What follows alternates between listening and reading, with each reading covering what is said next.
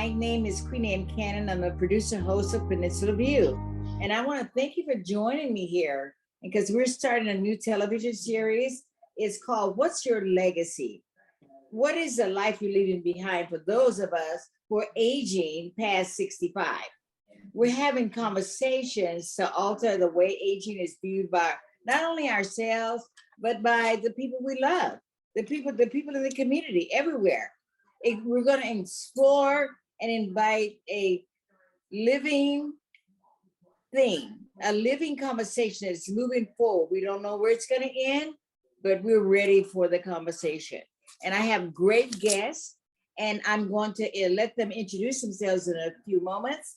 And if you feel like you enjoy the conversation, you can join, watch the show, and or contribute to the show.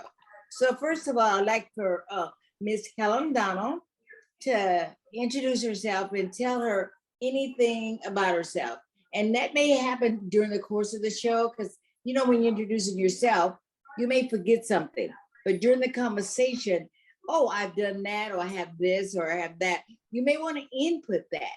But my main job is just in directing the timing and moving the conversation forward. Because after this, we want people thinking like, I'm this, I'm that, but what does that mean? Are they talking from the past, or are they recreating the future, or are they just limited to what's happening right now? So on that note, I'll step back and let Ms. Helen Donald continue. Good afternoon. Thank you, Queenie. Thanks for inviting me to be on your show. I am a legend. I'm a living legend. I'm not dead yet. I still have a lot of energy, a lot of ideas, a lot of things that I need to put into place. There's a lot to learn from my walk, my journey. My journey started a long time ago back in a little town in Mississippi. And it was all a dream. A little girl wanted to go to college and a family that was not college educated. But I went to Tuskegee, yay for Tuskegee. I left Tuskegee.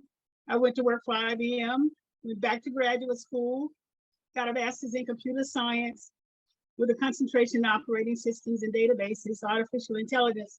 Even before most of us knew it was a thing called artificial intelligence. We were still working with just learning about basic intelligence. I've had a lot of experiences as in the academic world, as a college professor at Jackson State University in Jackson, Mississippi, and as an instructor of computer science, head of the computer science department, and computer center at Mary Holmes College in Westport, Mississippi. I have students all over the world, and I'm very proud of them. A lot of them are very proud of me, and they give me credit for changing their lives. I'll talk a little bit about me more afterwards, but I would like to say one thing. When I first came to California, I used to go to the Urban League conventions back on the East Coast. And every time I go, I would meet this woman. But I never would see her in San Jose. I would see her on the East Coast. QueenAnn Cannon was leaving San Jose, going to the Urban League convention back on the East Coast.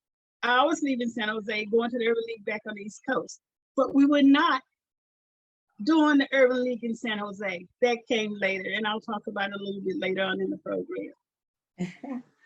Okay, thank you. And they may be interjecting as we go along, and that's what, because they're giving us the honor of seeing who they are, who their lives are. And as you watch the show, you can begin to think for yourself, like, where am I going? What am I doing? What am I contributing? What am I leaving? And this is just to give you an idea that you may be contributing more than you think. So next, Chester Stevenson. Hello, thank you, QueenAnn, for having me here. I'm Chester Stevens. I guess my legacy is that I'm so driven and with a deep passion for training students. QueenAnn sort of helped me realize that in my association with her. My background is I have a degree in electrical engineering, and I spent a lot of time also in chemical engineering and in the master's program for engineering management.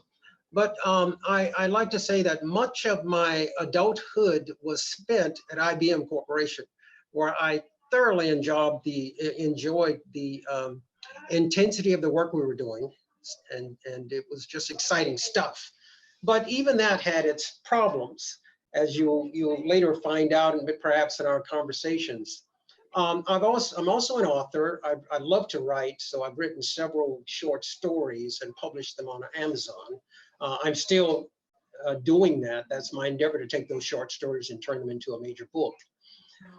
In addition to that, I've had some very significant events for which I'm proud, and also I haven't ceased doing that. I challenged the book Huckleberry Finn, and I think for the first time in this country, somebody successfully challenged the book being taught in the school system, and so it was removed.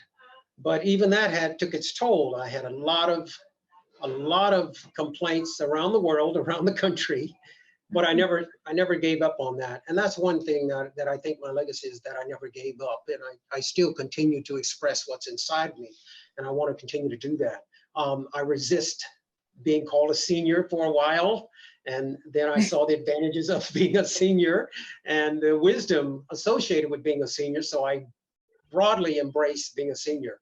And so I'm grateful, QueenAnn, that you invited me to be on this program. I thoroughly enjoyed. I love you for all the times we've spent, and some endeavors, and some of the things we'll talk about perhaps later.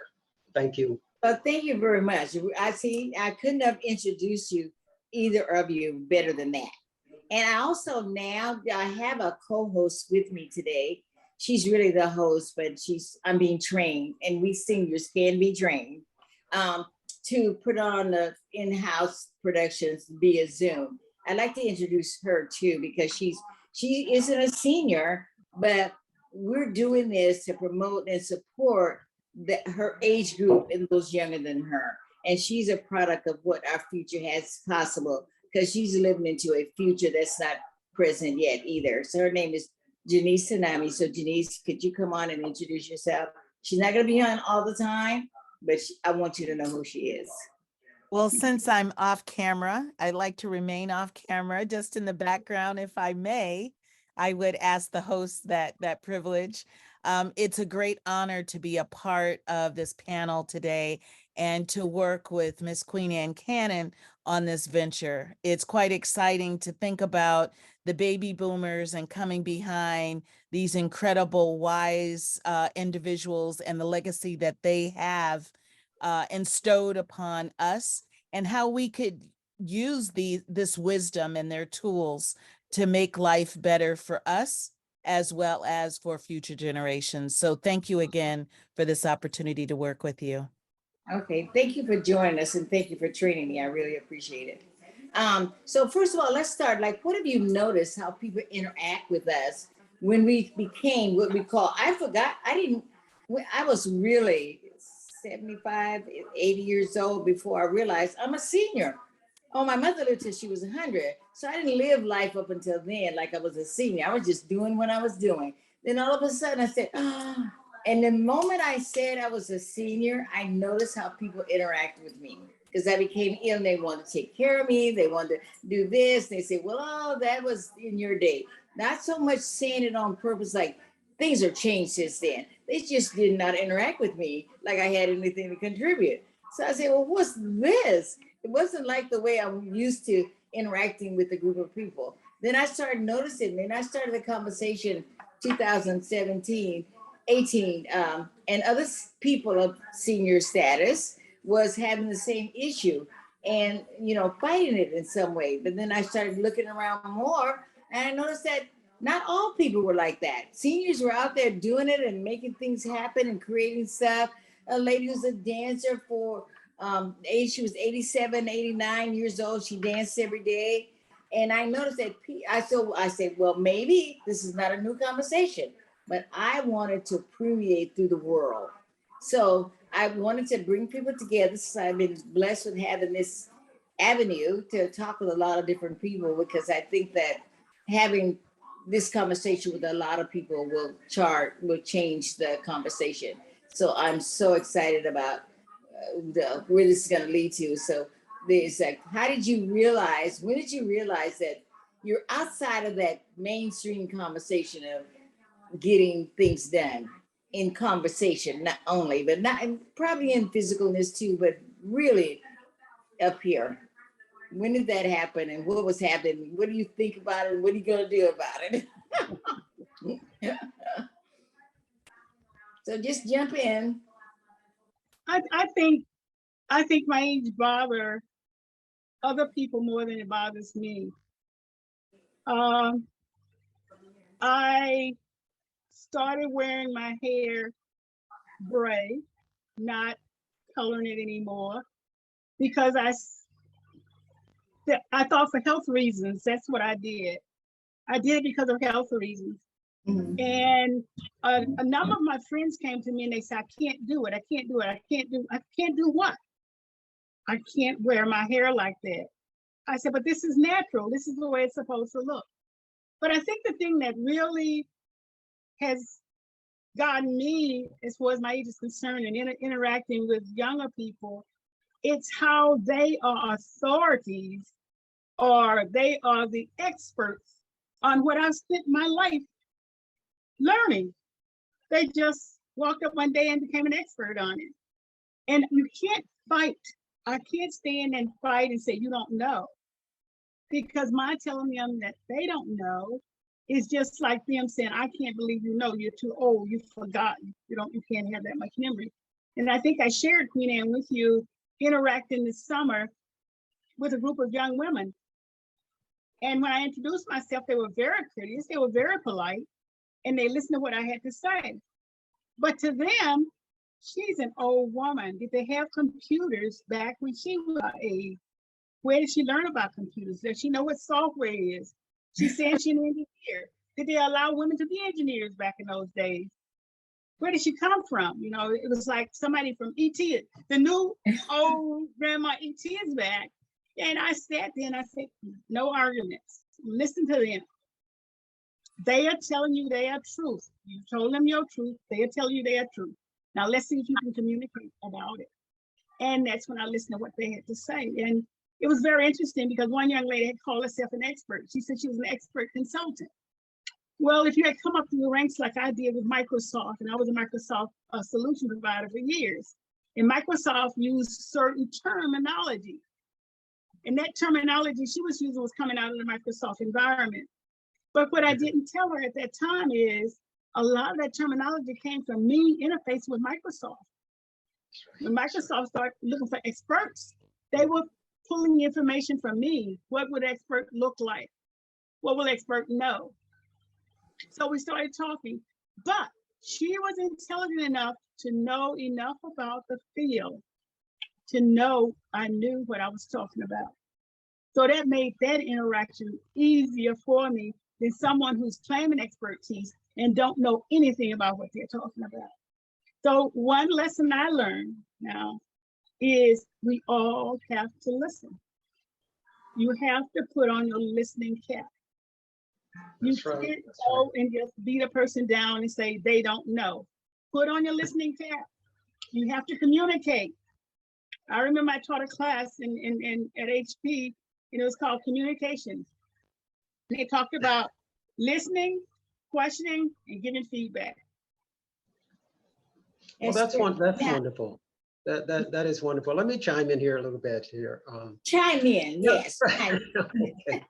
Or as a legacy, you know, I also remember the big disconnect between youth, since I've taught kindergarten and I've taught at Stanford, and so I've seen the full spectrum of attitudes toward people who are older, and but one thing I'm always able to deliver on, and that is the youth of today and younger generations don't know why. That should be a very important word for them. They don't know why things are the way they are. They don't know why computers work the way they are. They don't know that it's a model of the human condition and the human body.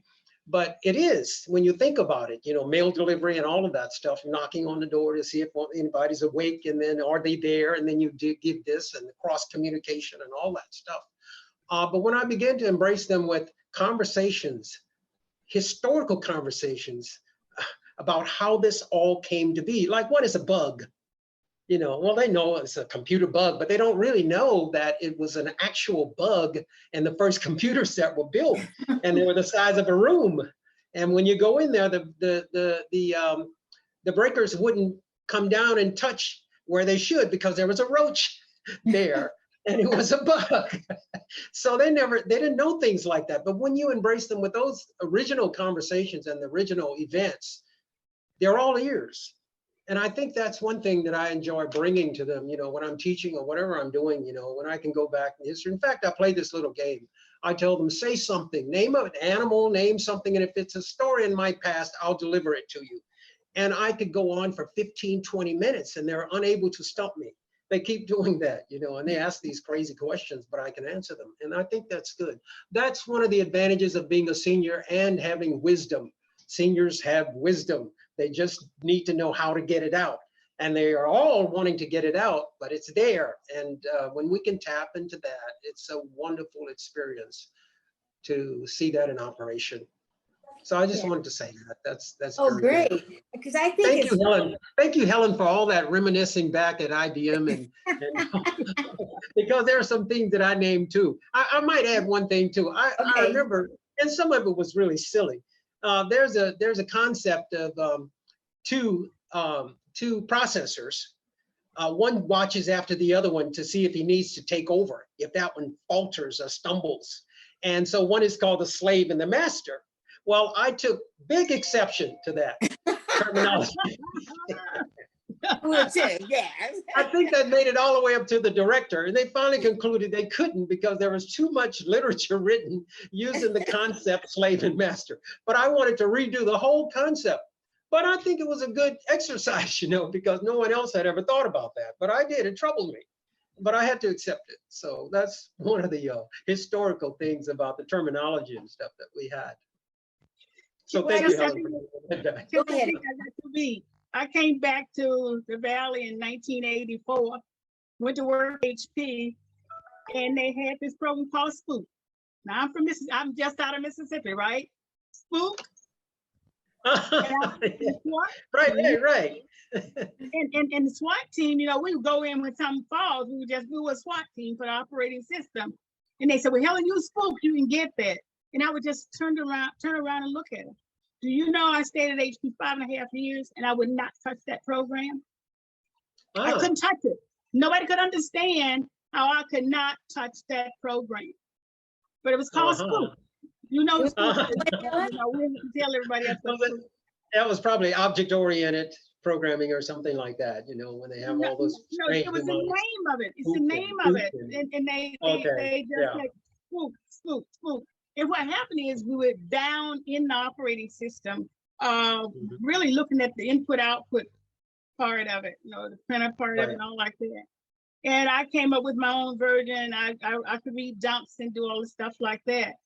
But all of the young engineers had no problem with Spook. But I had a problem with Spook. That's quite a story.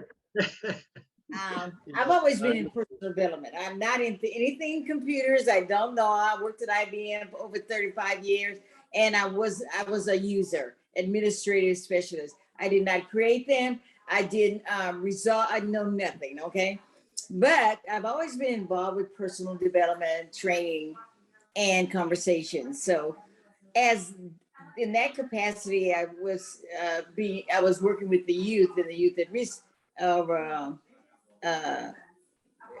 In the program, and they had a meeting, a weekend meetings down at the golf course, and they were trying to fill out. You're bringing all these youth in there, and they were, you know, trying to show them what they were talking about. I don't remember the subject now because I did not stay. But one part of that workshop during the weekend, this gorilla was going to come and run in the room. What? I said, I can't do this. I participate in this because it just reminds me of racism, because that's how they refer to Black people, as gorillas or monkeys or something. Yeah. So I cannot participate. If you do this, I'm out of here. They said, okay, QueenAnn, we're not going to do this. We're going to do this. So the workshop started, beautiful golf course down south of San Jose. and they did that workshop. And here comes this guy dressed up. So I just tagged him my little stuff. I said, you guys Monday, and I left. So my manager called me, who was also Black. He said, where are you? I said, I'm home. I told you, if you use that, I'm not going to stay. I can't do this. I just goes against my heart. I can't produce. So he said, well, it's over with now. Can you come back? I said, nope, you violated my trust. I cannot come back. I'm not. So I didn't go back to work until that Monday. But people do things unconsciously. Like nobody felt enough to look at the presence and what it resembled and the history and anybody's feelings. That's what I was just infuriated. So it reminds me of that when you guys are talking about. But on the other side of that, talking about IBM, I worked at IBM for a long time, and I was always interested in the community. And I'd go on conferences and workshops and stuff. IBM always supported that. They gave me time off, they gave me money, they supported the different organizations all the years that I was working there. So I could appreciate that, you know, that they believed in education and they promoted me doing any class, any trainings. And I was doing a lot of different trainings, and most of it was personal development training. And they always supported that.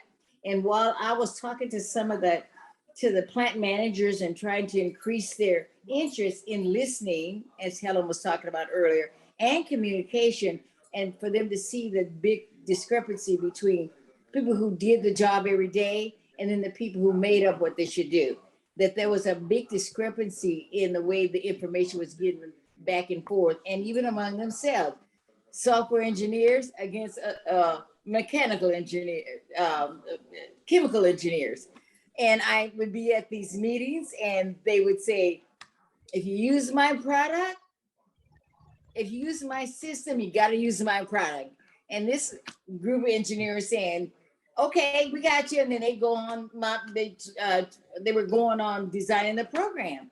And I was sitting there and said, wait a minute, if we're designing this whole room, clean room as it turned out, and we're not gonna, and he's gonna use his product, which is the cleaning room thing, you know, vacuum, and they're not gonna use his product, do they hear that he's saying, if you use my product, you better use the whole system. Use my system, you gotta use my product. Nobody ever responded to that. And I was like, did they hear that? So I went to his manager as the third level manager, and I said, I just want to say for my own understanding, the guy said, if you use his cleaning system, then you had to use his product because they had to design a room to fit the cleaning system. And it was the most outstanding thing that all these intelligent people going back to listening, it was way back then, Helen, that I noticed that people heard what they heard and didn't listen. And that's why a lot of mistakes, thousands of dollars, because they built the room, they put in the system, and the man wouldn't use it. They didn't use his product. So the man wouldn't let them use the system. They had to redo the whole thing. Thousands of dollars had to be redone. And this was like most places. It wasn't, they weren't like unusual. That was over here, they're talking one thing, and over here, they're talking another. So my training development with the youth was spend a lot of time in listening and responding to what they heard to make sure we're all talking on the same subject.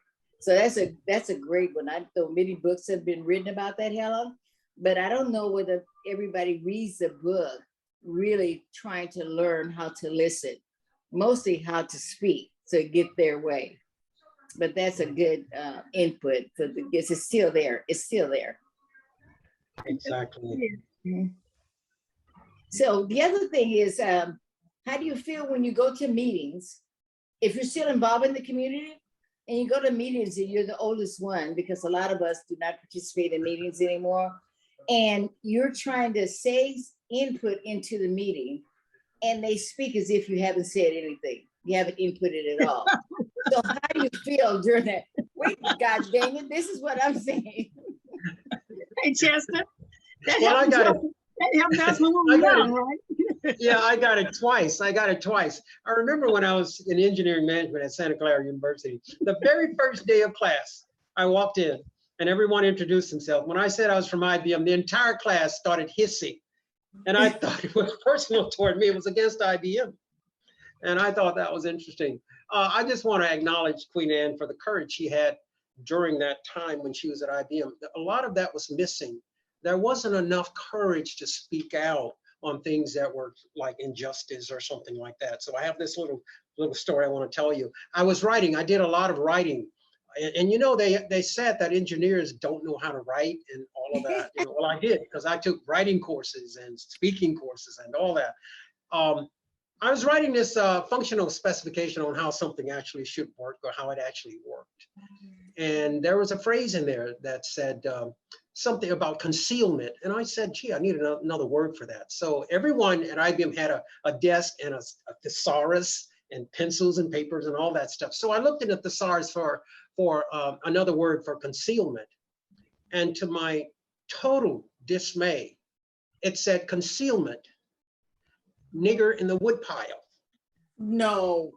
And I was shocked. Yeah, in the woodpile. And I didn't quite understand the concept, but there was a concept, there was a language of that time. So I took my thesaurus and I went and I found the manager, and he was talking to some other managers and all of that. And I said, read that. And he read it and he started laughing almost uncontrollably. And he said, gee, I haven't heard that one in a long time. Oh my God. Well, I'd never heard it. But to the credit of IBM, you know what they did? They took the thesaurus, went into our library where all of that is distributed, and showed it to the librarian and said, we will no longer use this book throughout the plant. And do you know they recalled all the books and got to the publisher and said, we no longer want the book for that reason.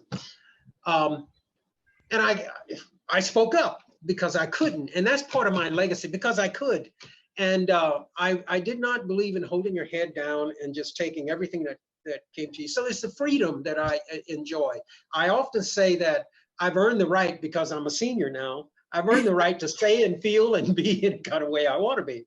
So in looking backwards on that, I saw that that was a good thing. You know, I also, on my first week at IBM, where they had all the newbies come to the auditorium, and they were shouting about all the places IBM's, like the sun never sets on IBM, and but they didn't name South Africa. And I knew they had a plant in South Africa, but they denied it. And I stood up, and everybody looked at me, and someone whispered, boy, he sure won't be here long. But I still said it, and it was confirmed finally. They confirmed it, and from New York, and sent me a letter saying that, yes, we do have a facility in South Africa. That was the time when they were trying to divest the country. You know, a lot of activists were trying to divest from South Africa. So I just want to say that being a senior should give you more force to do things like that, you know, because you've earned the right to speak it, you've earned the right to feel it, and please say what you feel. You know, if you feel it, say it. Like, use it to your advantage. That's one of my legacies. What? I didn't hear that. I said, use it to your advantage, not let them put you down because of age. That's right. Use it to your advantage. Okay, Absolutely. I'm using my age now, because sometimes when I'm arguing with my son, he said, are you pulling the mother card? I said, yes, indeed. Right now I am. We're not partners. I'm the mom, okay? And he's in his 60s. So you have to use it. You can use your being a senior and aging. Let people know how good you feel. You know, how good your age, and what is it that you have earned from the inside out. And I take another approach. okay. I take this thing of, if I can get inside your head, and what my thought is, if I can pass it to you and start you to thinking about it. You know, I can holler at you and I can tell you, I can out-talk anybody I know. I will talk, and I talk over, under, around, whatever. But if I could just put something in your head or get you to start thinking about what I'm talking about, that thought becomes yours and you work on it. Right now, a lot of the young people are going crazy about AI and this facial recognition that's going on. It's all up and out of it, right? And I can't talk about AI. I am one of the original AI people. You know, I started with Xerox PARC back in 1970, 72, 73, working on AI. We used to go into companies and watch the secretary and watch the administrators do what they have to do. We would sit down and ask them, can you tell me what your job is? And then we would come back in a week or two and mimic what they had said their job was, not to be able to do anything because they couldn't tell us. They couldn't put into words what they did. You know, a secretary doesn't come into the office and start typing. She has to turn that light on. She has to turn the computers on more than likely. And she does all of this. And I'm saying all of that right now when we talk about facial recognition, when we talk about AI.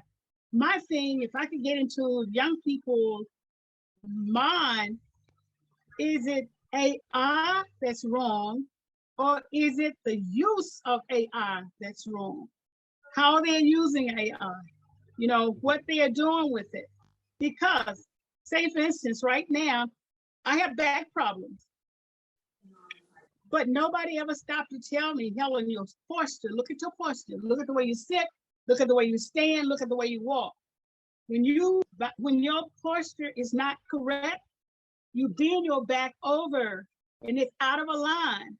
You have a vertebrae that goes up and down the back of your back, and you have a sciatica nerve that goes through those vertebrae.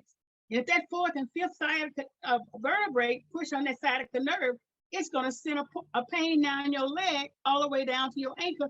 That's going to holler you. Only thing you can say is, "Oh Lord." Now, how do you get from you got bad posture to you got a pain going up the side of your leg? We are not connecting that. Go ahead. Wait now, let me tell you this. Artificial intelligence will allow you to aid your body. You start feeling certain symptoms, or you look at yourself in the mirror and you see that you're bowing over. You know, this age is coming up on you, and you start leaning over.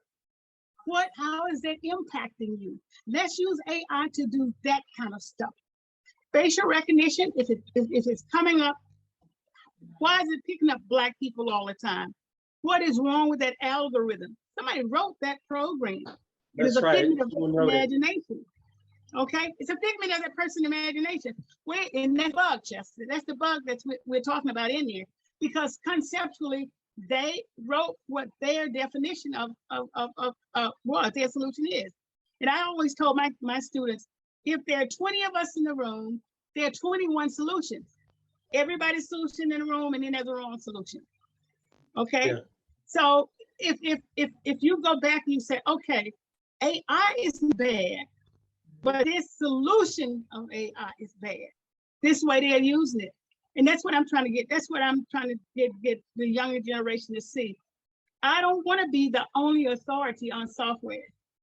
I wish I could get young people to sit down and think, what is this a solution? Every Black person in America, you either have high blood pressure, diabetes, or high cholesterol. Have you noticed that? The big three? Right, absolutely. The big three. How can we use something like artificial intelligence to get down to the first symptom that's going to lead to diabetes?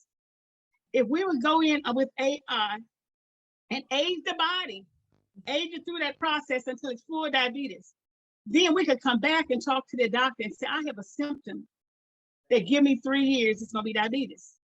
How do we cure? How do we work on this symptom now? Those are the kinds of things I want us to start looking at. This is kind of legacy that I want to leave with the younger people. Right now, I'm working on, if you want to see something funny, Chester, come over and see my little solar cars. I make solar cars.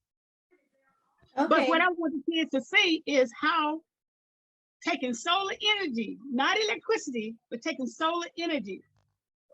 And if they're outside or they're someplace and they can cook a winner, they can boil an egg, they can make s'mores, they can do all of this stuff by capturing that solar energy and producing heat so that they can do different things.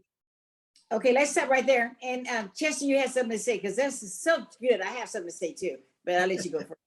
Well, no, I just, I'm fascinated at, because I have my own stories of artificial intelligence. What amazes me is how many people really don't know what artificial intelligence is. There's no computer on Earth or on planet that actually thinks. That's a biological function yet. And And even when my group was assigned the task of what seemed like artificial intelligence, I had to really break that down to them and tell them it's really table lookup. If it's table driven, and we can program again and mimic the body and mimic the functions and predict, but all that's mathematical stuff.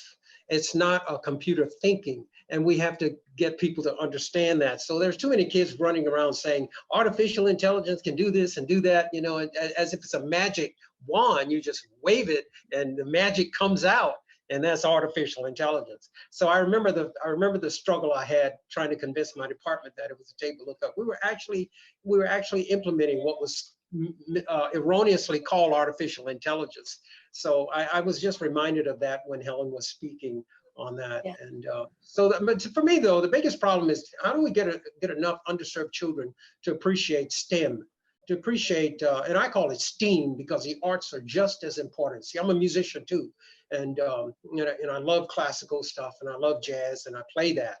But I'm also a writer and I'm also a scientist. I consider myself a scientist. You think that way, that's what you are. And that's what I am, you know. And that's the legacy I'd like to be able to teach children to go after knowledge and don't accept things as they appear to be, because they're really not that way at all. So and that's what I wanted to add to that. that's great. Thank you. God, this is so good. I love it. Okay, so what it brought to mind for me was that 25 years ago, I was in a course and someone was talking, some brainy guy was talking about artificial intelligence. Every time he shared about artificial intelligence. And so there was like, what the hell is he talking about? What is artificial intelligence? So I call it, what I'm calling it now is an evolution of communication.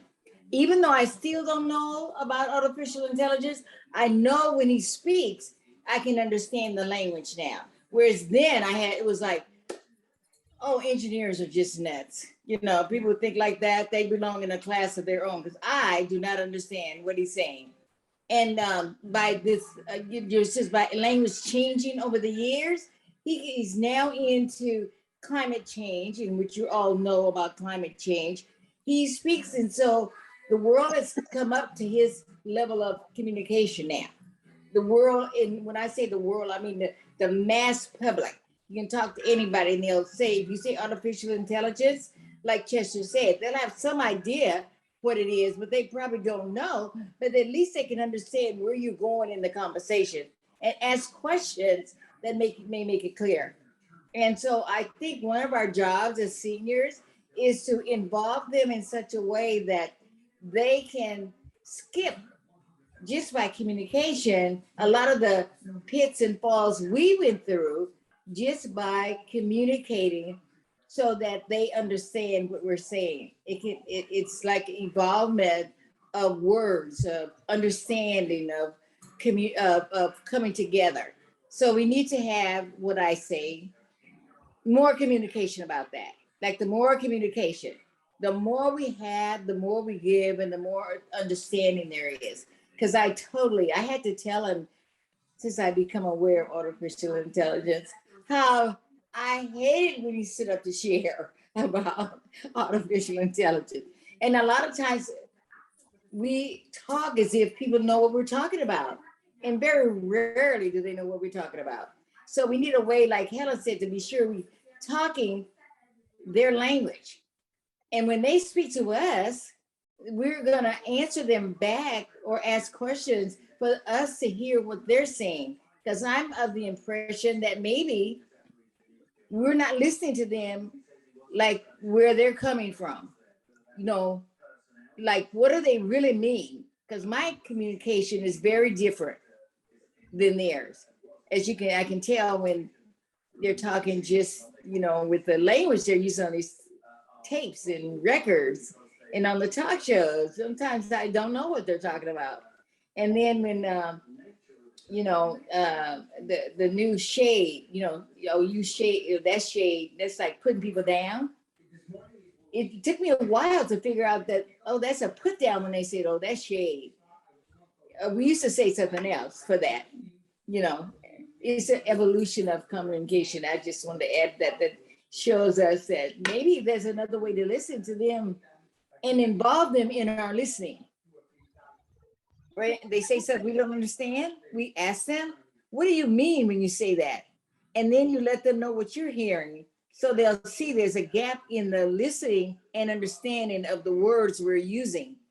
And maybe that would be the key to opening up, expanding this distance between seniors and younger people. And it'll be good for those people coming up after us, that they'll, oh, this is what my mama was talking about, or dad, or something, you know. So that's what I think. I think as seniors, we have wisdom, but I think we should also realize that they have their sense of what is right for them where they are. And if we can show the younger generation the courtesy of listening to them, maybe we can teach them how to listen to us. That's Oh, you can really always- good. Helen. That's it. We have to make the move, right? Yeah, you know, instead of saying, do it like this, have you thought about this? Or have you tried something? Ask as if they have something to do with what you're trying to tell them. And if they pick up on it, or if they get it, it's no sense in trying to reinvent the wheel. The wheel is already there. What do you really want? Do you want a circle or something? Do you want something that is circular, but maybe in the inside it has a square, and you can flip between the square and the circle? You know, what can we do?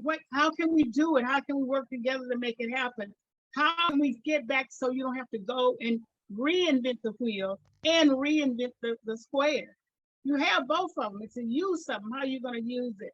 And that's one thing I would like to work on. If I'm with a group of young people, I don't say that's wrong. So let's think about it. What how do you want to use it? What do you want to do with it? Great. And Chester, Yes. if I gave you a database with unlimited space. I'm sorry, say again. You gave me a database with what? I gave you You're a database. skipping, Helen. You're skipping. A database, unlimited space. Okay, you got unlimited space. Okay, you are also, I'm going to give you algorithms. So any kind of algorithm you want, it's right here. You know how to do certain things as a human being. If I let the machine do the same thing that you are doing, it's not human, it's mechanical, or it's artificial. I think that's the definition of artificial that they're saying. Artificial intelligence is mathematically. You can't do it without being mathematical theories and all the stuff that you have. Of course. But it's imitating. And another thing, which intelligence are you talking about?